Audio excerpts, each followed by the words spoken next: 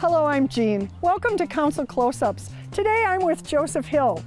Joseph doesn't actually work for the council, but everybody at our Robert Street building knows him because he's the security guard behind the desk in our lobby. Today, we're at Maddox Park in St. Paul.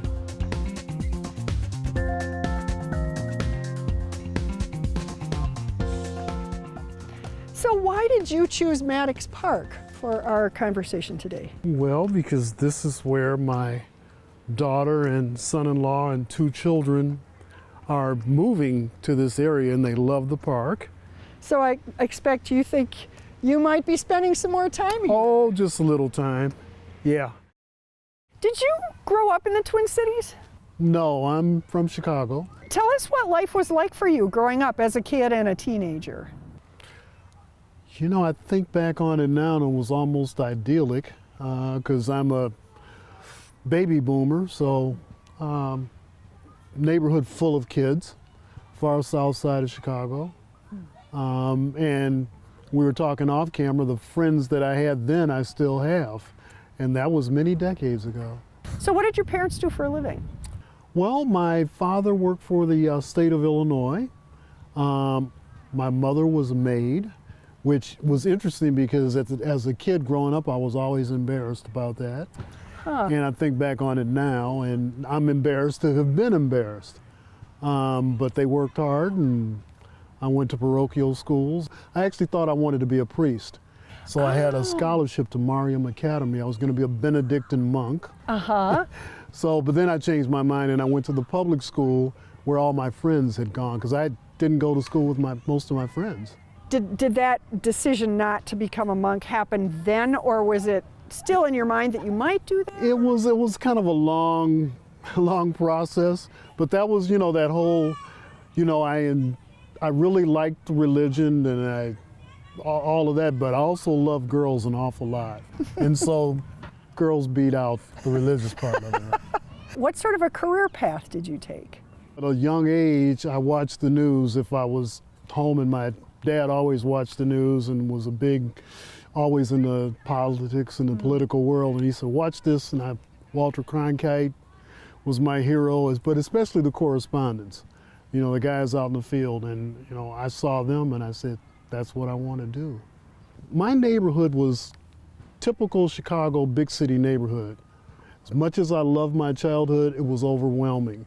We had so many dominant characters and people until I kind of got caught up in just being like an average guy and trying to stay out of trouble and all of that stuff, and really didn't find myself until I went away to college. So what did you major in? What did you decide to make of yourself? Speech communications with an emphasis in radio, television, film, minored in history, got a job in the station in South Central Nebraska, KHAS. I was the Kearney Bureau Chief. Oh, wow. So what kinds of stories were kind of typical? Everything. A lot of ag stories. I knew nothing about agriculture. I learned from Nebraska, went on to Cheyenne, Wyoming, which is the state capital. Was out there for a number of years. Interviewed people like Dick and Lynn Cheney. And then from Wyoming to Kansas, Topeka, another state capital. And then from Kansas, I went to upstate New York, Rochester. And this whole time in television? In television, yeah. Covered an awful lot of homicides and murder trials. And after 20-some years of that, it got old. And I think the frustrating part was that, history just keeps repeating itself. So you do these stories, but, no one really learns.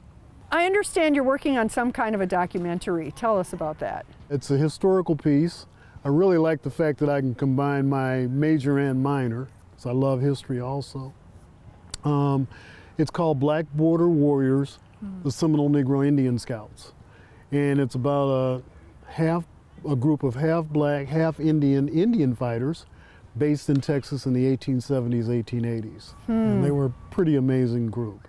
They were a scouting unit for the U.S. Cavalry. And I focus on an 8-year period of time when they fought under a man named Lieutenant John Lapham Bullis, who actually came from a Quaker family. As they started out historically, they fought against the U.S. government. They started out with what's called the Seminole Wars. To me, these people are some of the most unique, group of African Americans in history. They are the only Maroons in North America who survived. You hear about slaves running away, it's usually individual slave or they went through the Underground Railroad. This was hundreds of people who originally left, ran away from plantations in the Carolinas into what was then Spanish Florida, and were never recaptured, were never slaves again. Because of their fighting prowess, they were actually mercenaries for the US government, but they remained free.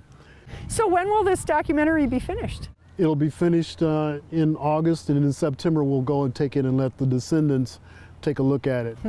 Every third weekend in September, in a small town called Brackettville, Texas, on the Texas-Mexican border, the site of old Fort Clark, the descendants of these people do what they call Seminole Days. So it's a long weekend where they celebrate their ancestors, and we'll go down and show the film to them.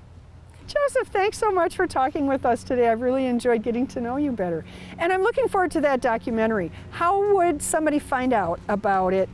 Do you have a website or? Well, we have a Facebook page, and if they go to Black Border Warriors, the Seminole Negro Indian Scouts in Facebook, they'll have some information about it. Great, thank you so much. You're welcome. If you'd like to learn more about the work of the Metropolitan Council, visit our website at metrocouncil.org.